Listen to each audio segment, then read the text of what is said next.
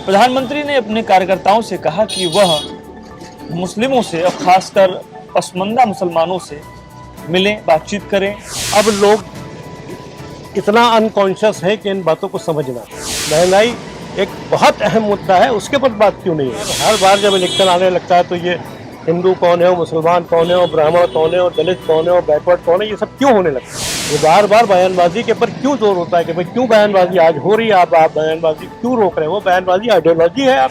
ये तो मोदी जी का नारा है, सबका साथ सबका विकास। ये बार बार फिर किसी चीज पर जोर क्यों दिया जाता है कि ये होना चाहिए, ये नहीं होना चाहिए? गुजरात में जो देखा गया या जो कुछ भी हुआ, उस हिसाब से एक चेंज एक्सपेक्टेड। खुद बीजेपी ने जब 14 का इलेक्शन लड़ा था तो महंगाई का मुद्दा बनाया था। ठीक है। वो महंगाई का मुद्दा तो आज तक सॉल्व नहीं हुआ। आज सिलेंडर कहाँ है? आज क्यों नहीं विरोध हो रहा उसका? मैं ये नहीं कह रहा कि पॉलिटिकल पार्टीज ही विरोध करें। नमस्कार, मैं हूं आशुतोष वत्स और आप मुझे इस समय देख रहे हैं चर्चा टीवी पर लखनऊ से। बीते मंगलवार को देश के प्रधानमंत्री ने बीजेपी की राष्ट्रीय कार्यकारिणी की बैठक में कुछ कहा है। इसके बाद से हिंदुस्तान की राजनीति में एक नया मोड़ आ चुका है।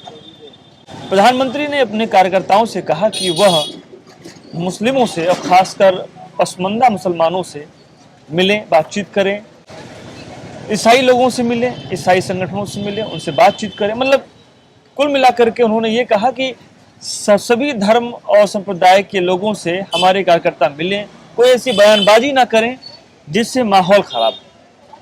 आज हम लखनऊ में हैं और लखनऊ के सबसे यूँ कहें कि फेमस एरिया में हैं। हम अमीनाबाद में हैं, एक शॉप पे हैं और हमारे साथ में एक बाबूजी हैं।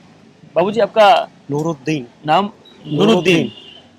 नूरुद्दीन साहब हमारे साथ में, हम इनसे बात करेंगे। दरअसल अमीनाबाद एक ऐसा एरिया है जहाँ पर लिखे पढ़े वर्ग के लोग भी रहते हैं, साथ ही साथ जो बेरोजगार लोग भी हैं वो यहाँ पे नौकरी वगैरह भी करते हैं। व्यवसाय के तौर पे यहाँ पे चमड़े का व्यापार ज़्यादा होता है, लेदर के शूज़ वगैरह वगैरह बहुत सारे यहाँ पे सामान मिलते हैं। उसमें घरेलू आइटम्स भी, वो तमाम सारी बातें हैं। तो हमने सोचा कि क्यों ना आज लखनऊ में जनरल कंज्यूमर मार्केट है अमीनाबाद। अच्छा, जनरल कंज्यूमर ज्यादा क्या यहाँ पर मतलब हर चीज मिलती है। हर चीज मिलती है। ये बहुत ही फेमस मार्केट है, बहुत सैचुरेटेड मार्केट है। अच्छा।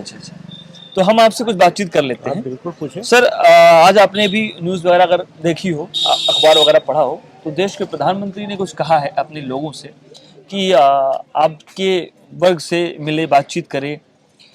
क्या लग रहा है आपको कि देश के प्रधानमंत्री ने ये आह्वान अब क्यों किया है? क्या जरूरत आम पड़ी है? देखिए, फिर वही बात आती है कि चूंकि 2024 पे निशाना है प्रधानमंत्री जी का भी और दीगर पॉलिटिकल पार्टीज जो है उनका भी। और हर टाइम जब इलेक्शन आता है तब यही सब शुरू होता है। कभी पसमानदा ढूंढे जाते हैं, कभी दलित ढूंढे जाते हैं, कभी कुछ किया जाता है, कभी कुछ किया जाता है जी। लेकिन मैं नहीं समझता कि ये अब लोग इतना अनकॉन्शियस है कि इन बातों को समझ ना पाए। लोग जानते हैं ये सब चीज़ें क्या है। ये एक तरह का इलेक्शन स्टेटस है। हमारे मुल्क को सही मानों में जो ज़रूरत है उस चीज़ के पर पॉलिटिकल पार्टीज को ज़्यादा ध्यान देना चाहिए। वो हमारे हिसाब से इकोनॉमिक एजेंडा होना चाहिए। बेरोज़गारी एक अहम मुद्दा होना चाहिए। बिल्कुल। हम कहाँ जा रहे हैं ये देखना हमको चाहिए। इकोनॉमिकली हम कहाँ पर स्टैंड कर रहे हैं ये हमको देखना चाहिए। महंगाई एक बहुत अहम मुद्दा है, उसके पर बात क्यों नहीं हो रही? बिल्कुल। ये क्यों कास्ट सिस्टम बार बार हर बार जब इलेक्शन आने लगता है तो ये हिंदू कौन है, मुसलमान कौन है, और ब्राह्मण कौन है, और दलित कौन है, और बैकवर्ड कौन है, ये सब क्यों होने लगता है? कहाँ कितना क्षेत्र ऐसा है हमारी यूपी का, छत्तीसगढ़ का, बिहार का और दूसरे स्टेट्स का जहाँ पीने का पानी तक अवेलेबल नहीं। मेडिकल फैसिलिटीज तो बहुत दूर की बात। उन चीज़ों के ऊपर जोर क्यों नहीं दिया जा रहा? उन चीज़ों के ऊपर गौर क्यों नहीं किया जा रहा? ये बार बार बयानबाजी के ऊपर क्यों जोर होता है कि भाई क्यों बयानबाजी आज हो रही है, आप बयानबाजी क्यों रोक रहे हो? वो बयानबाजी आइडियोलॉजी है। आप उस बयानबाजी को तो आपको वैसे ही खत्म कर देना चाहिए। सबका विकास, सबका साथ, ये तो आपका नारा है। हाँ, मोदी जी का ही नारा। ये तो मोदी जी का नारा है, सबका साथ सबका विकास। ये बार बार फिर किसी चीज़ पर जोर क्यों दिया जाता है कि ये होना चाहिए, ये नहीं होना चाहिए? एक बात मुझको बताइए, 2014 में जब नरेंद्र मोदी देश के प्रधानमंत्री बने, मैं अगर उत्तर प्रदेश की बात करूं, हम लोग यूपी में हैं, यहाँ पे 80 लोकसभा सीटें हैं, 404 विधानसभा है, 403। समाजवादी पार्टी को यहाँ पर मुस्लिमों का हितैषी, उन्होंने ऐसा एक कुछ कहना शुरू किया, फिर ऐसी एक हवाबाजी बन गई। अखिलेश जी लगातार असफलताओं में घिरे हुए हैं, वो उनकी व्यक्तिगत बातें हैं, लेकिन मुस्लिम वर्ग जो रहा है खासकर उत्तर प्रदेश का, वह अलग थलग टाइप का कि यार अब तो ये भी नहीं है तो अब कहाँ जाएंगे। उत्तर प्रदेश का मुसलमान जो पढ़ा लिखा वर्ग है, आप जैसा, वह बीजेपी को क्या अभी कोई आस लगा करके देख रहा है कि शायद अगर उन्होंने कुछ कहा है? 2014 में ने जब इंडिया ने मोदी जी के फेवर में वोट किया था, तो इसमें कोई शक नहीं है कि एक चेंज एक्सपेक्टेड। उनको गुजरात में जो देखा गया या जो कुछ भी हुआ उस हिसाब से एक चेंज एक्सपेक्टेड था, लेकिन वो चेंज एज सच आया नहीं जो आप लोगों की इच्छा थी, जो एक्सपेक्टेशन था। मतलब जो शहर की, हिंदुस्तान के एक जिम्मेदार नागरिक होने के नाते जो हम एक्सपेक्टेशंस कर रहे थे, हाँ, मतलब वो एक्सपेक्टेशंस पूरे नहीं हो पाए जी। भाई खुद बीजेपी ने जब 14 का इलेक्शन लड़ा था तो महंगाई का मुद्दा बनाया था। ठीक है। वो महंगाई का मुद्दा तो आज तक सॉल्व नहीं हुआ। बेरोजगारी को मुद्दा बनाया था, बेरोजगारी का मुद्दा नहीं हल हुआ। हाँ, गैस बहुत महंगी है नहीं, आलू बहुत हमें तो महंगा बहुत है। अच्छी तरह से याद है कि किस तरह से सड़कें जाम की गई थी दिल्ली में कि सिलेंडर महंगा हो गया। जी जी जी। आज उस 2014 के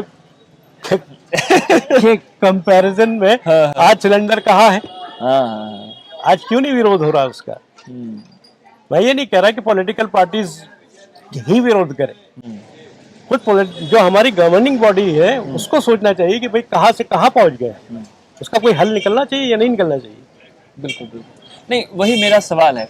मुझे लगता है क्या आप लोग भी ये कोई पहल करेंगे अब कि यार बहुत हुआ सपा बसपा देखिए, अब चलो ऐसा है कि अच्छा, एक चीज मैं और रुकूंगा, ऐसा नहीं है कि आपके वर्ग ने उनको वोट नहीं किया है, क्या है जबरदस्त की वो है? 2014 से करते ही जा रहे हैं। देखिए, सीधी सी बात यह है कि बहुत साफ सी बात है हाँ कि 2014 के जो पिछले आप 2019 का इलेक्शन था, हाँ हाँ 2019 के इलेक्शन में तो जो हमारे मोदी जी की फ्री राशन वाली पॉलिसी थी वो काम कर गई। मानते हैं आप? बिल्कुल मानते हैं, फ्री राशन वाली पॉलिसी काम कर गई। जिस वर्ग ने फ्री राशन के पर उनको वोट किया है वो वर्ग ये नहीं जानता कि ये फ्री राशन उसको मिल कहाँ से रहा है। अच्छा, आता कहाँ से? वो तो मीडियम फैमिली पर असर पड़ता है ना। तो उसको सिर्फ वो देख रहा है कि उसको 5 किलो गेहूं मिल गया, अब उसको तेल कितने में खरीदना है वो ये नहीं सोच रहा। बिल्कुल बिल्कुल। तो वो 5 किलो राशन आया कहाँ से? जो फ्री बट रहा है वो आया कहाँ से?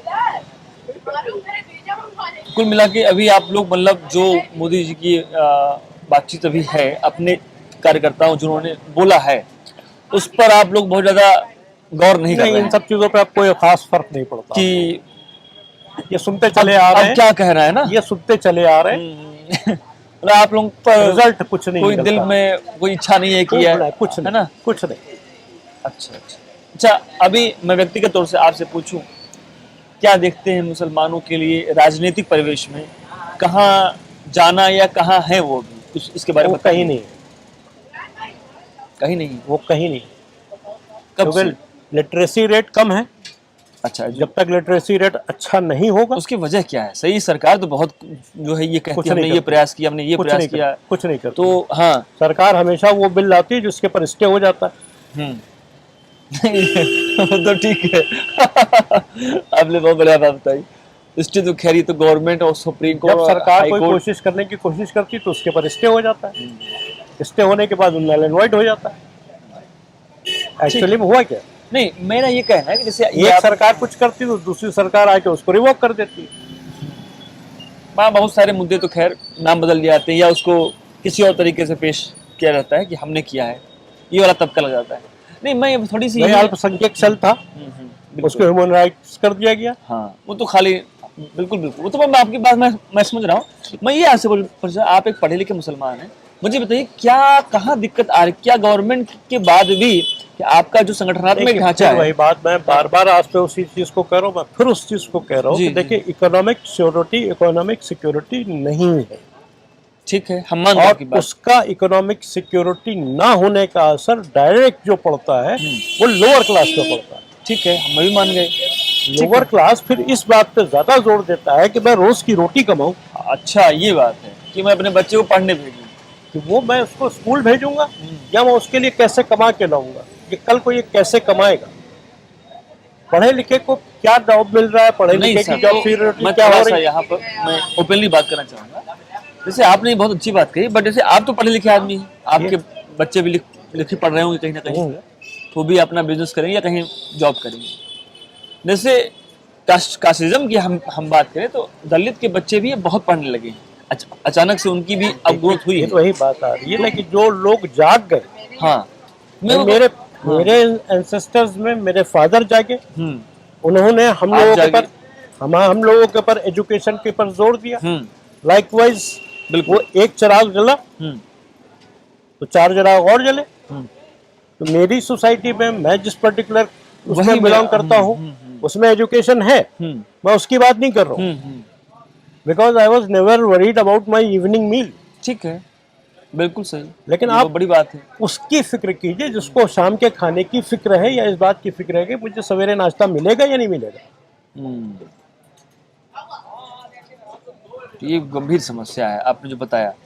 नहीं, इसके बारे में आप सोचिए, हम तो कहते हैं आप तो पत्रकार हैं, आप मैं तो सोचिए सोच ही इस रहा चीज के हूँ, बारे में। लेकिन मैं एक चीज जानना जब चाह आप रहा हूँ। रीजन डिस्कस कर रहे हैं तो उस रीजन में नहीं, ये बहुत इंपॉर्टेंट रीजन है। बहुत सारे ऐसे हम लोग, जैसे कि आपका वक्फ बोर्ड बना हुआ है और अनुसूचित जाति, तमाम सारे बोर्ड ही बोर्ड सब बने कुछ हैं। बन जाता हम लोग है। जब भी कहीं जाते हैं तो वो हमको एक लिस्ट दिखाते हैं, उस लिस्ट में लिखा होता है कि ये अनुदान फला गया।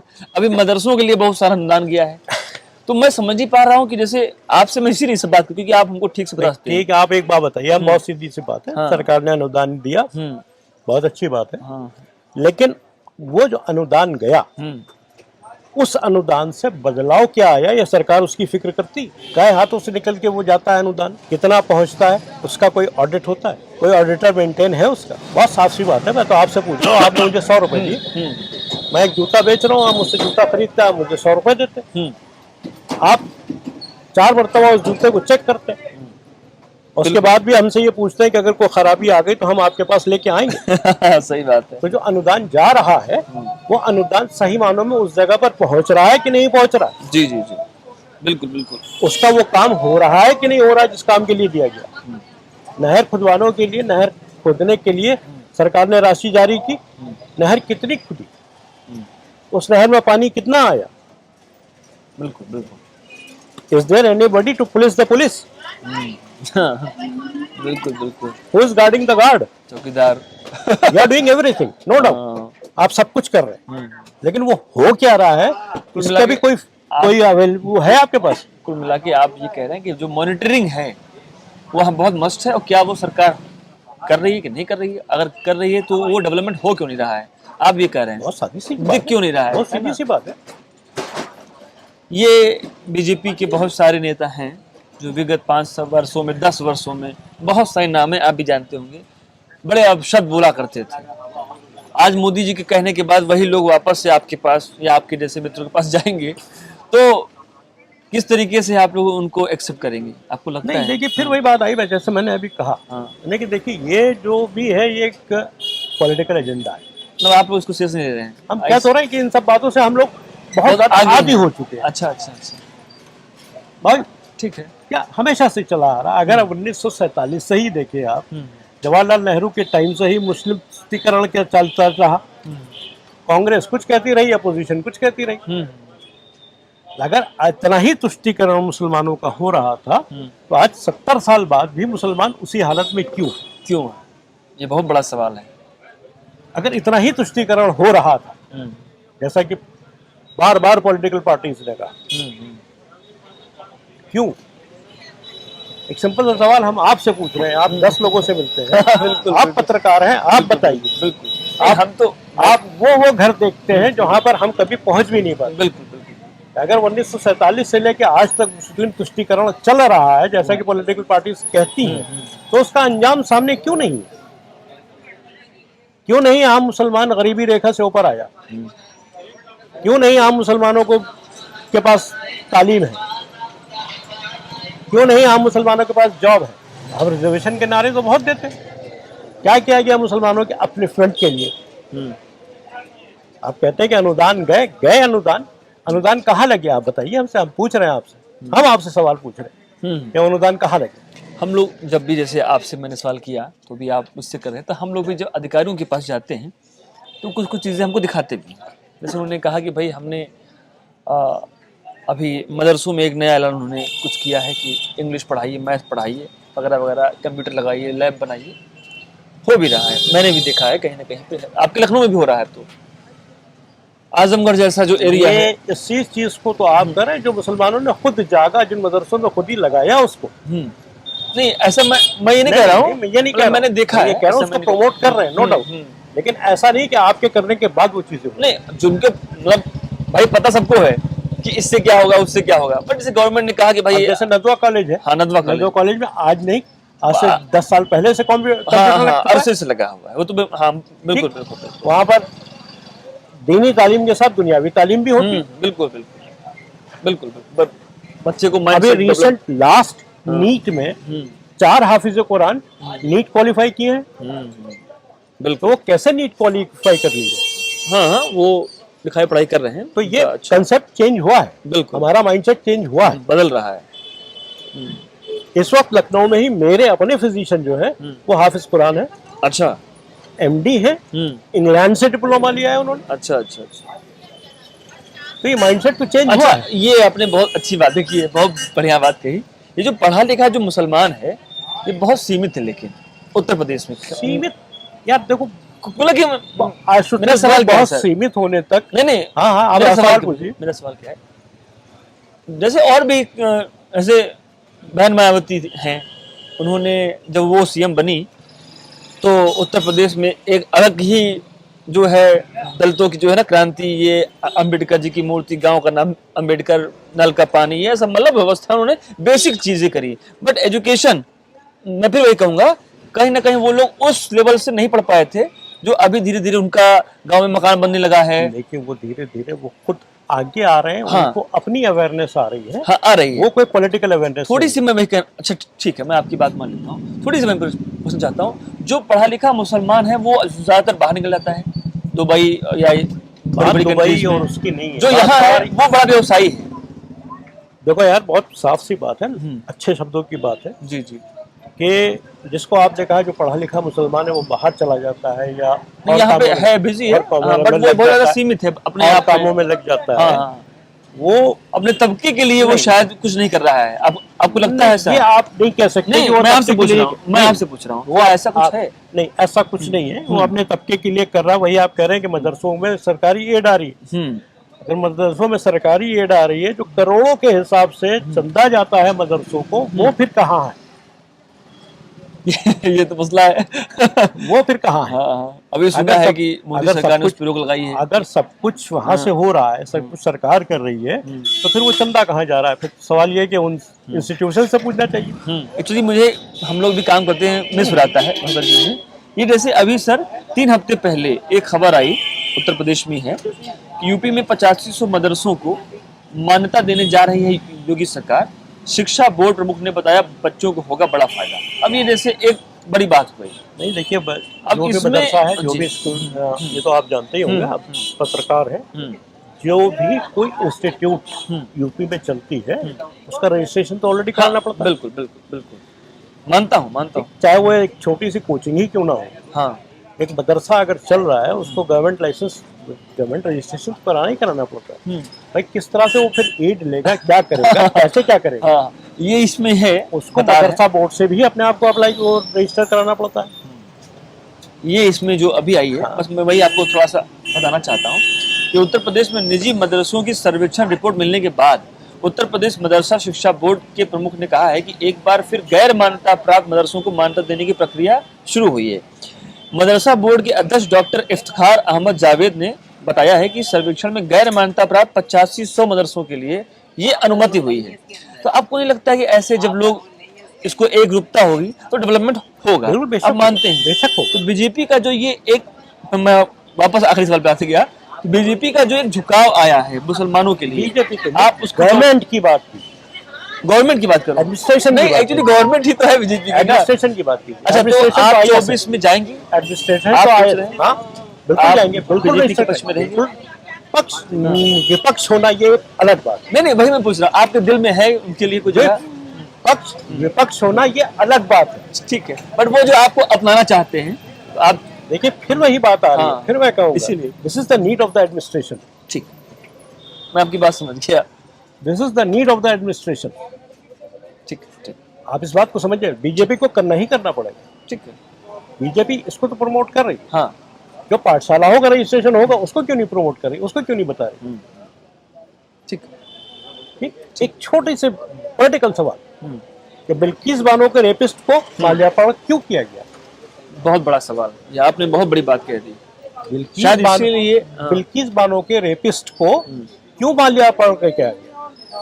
अभी जो एक हिंदू लड़की मारी गई, रेप हुआ है, उसको 4 लड़के जो हिंदू हैं उनका नाम क्यों नहीं अखबारों में आ रहा। ये तो आम मीडिया का सवाल है, ये मैं एक अकेला नहीं पूछ रहा हूँ, ये तो पूरा मीडिया आपसे पूछ रहा है। तो जो आप कर रहे हो वो नीड ऑफ द आवर है, वो आपको करना ही करना है। आपको एडमिनिस्ट्रेशन चलाना है तो आपको करना ही करना है, कोई पार्टी विशेष नहीं कर रही। आज आप मानव अधिकार बोर्ड बना रहे हो तो ये आपका अकेला इनिशिएटिव नहीं है, ये इनिशिएटिव तो 1947 का है। अलग अलग पार्टीज उसको अलग अलग नाम से बताती रही। मैं यहाँ पर बात ये कर रहा हूँ, मुझे पक्ष और विपक्ष की बात नहीं कर रहा हूँ, मैं एक आम आदमी की बात कर रहा हूँ कि आम आदमी किस चीज से अफेक्ट हो रहा है। मैं सक्षम हूँ, हाँ, इसलिए मैं सक्षम हूँ, मैंने तालीम हासिल की, अपने मैं बच्चों को दी। सक्षम हूँ, मेरे बच्चों ने तालीम हासिल की, वो सक्षम है, वो अपने बच्चों की तालीम के पर फिक्रमंद है। हाँ, बिल्कुल। बात आप उनकी सिर्फ मुसलमानों की बात नहीं कीजिए, आप मानव अधिकार की बात कीजिए।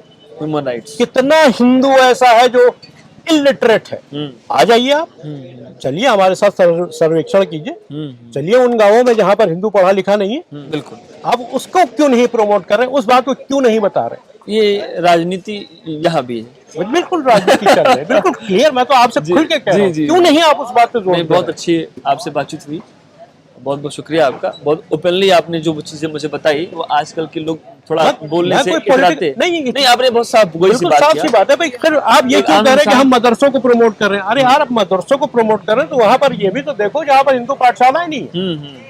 जिस गांव का बच्चा अलिफ बे, तो बहुत दूर की बात है, छोटा आ बड़ा आ नहीं जानता, बिल्कुल बिल्कुल, उसको भी तो प्रमोट करो आप। आप यही क्यों कह रहे हो कि हम मदरसों के पर ध्यान दे रहे हैं। नहीं, आप मदरसों के पर अकेले मत ध्यान दो, आप ह्यूमन राइट्स के बारे में सोचो। कहाँ पर मेडिकल फैसिलिटीज नहीं है, कहाँ पर एजुकेशनल फैसिलिटीज नहीं है, कहाँ पर पीने का पानी नहीं है, कहाँ पर बेसिक नीड, रात को अंधेरा है, रोशनी नहीं है। आप उन चीजों को देखो। हर बार जब इलेक्शन आता है तो क्यों मुसलमानों को मुद्दा उठा दिया जाता है। इसीलिए मैंने सोचा आपसे बात की जाए। आपका बहुत शुक्रिया। बस मैं पढ़ा लिखा हूँ, मैं अच्छे लोगों के साथ उठता हूँ, बैठता हूँ और सोशल कॉज मेरा डिस्कशन होता है। मैं किसी पार्टी के पक्ष में नहीं हूँ, किसी पार्टी के विपक्ष में नहीं। मैं सिर्फ और सिर्फ भारत की नागरिक समस्याओं के पक्ष और विपक्ष में। अगर मैं वरीड हूँ कि मेरे बच्चों को पीने का पानी नहीं मिलेगा तो मैं उतना ही वरीड हूँ कि मेरे पंडित जी के बच्चों को पानी भी पीने को नहीं मिलेगा, जो यहाँ का एक कल्चर रहा। एक कल्चर रहा। मैं लखनऊ की गंगा जमुनी तहजीब का हामी हूँ और रहूंगा। तो आज हम लखनऊ में हैं और अभी हमने बाबूजी से बात की। प्रधानमंत्री नरेंद्र मोदी ने जो कहा बीते दिनों, उसको लेकर के हम अभी और भी लोगों की हम राय लेंगे कि 2024 के चुनाव से पहले, लगभग 400 दिन पहले देश के प्रधानमंत्री ने जो बातें कही हैं उसके पीछे के कारण क्या है, और अगर अब कही हैं तो देश का मुसलमान क्या बीजेपी के साथ उनकी हाँ में हाँ मिलाएगा, नरेंद्र मोदी के साथ हाँ में हाँ मिलाएगा। यह एक भूली बिसरी बात की तरह एक फिर बात हो जाएगी कि हाँ अब इलेक्शन है तो ये बात हो रही है। देखते रहिए चर्चा टीवी, आप जुड़े रहिए हमारे साथ। जल्दी ही मिलेंगे किसी नए मेहमान के साथ। शुक्रिया।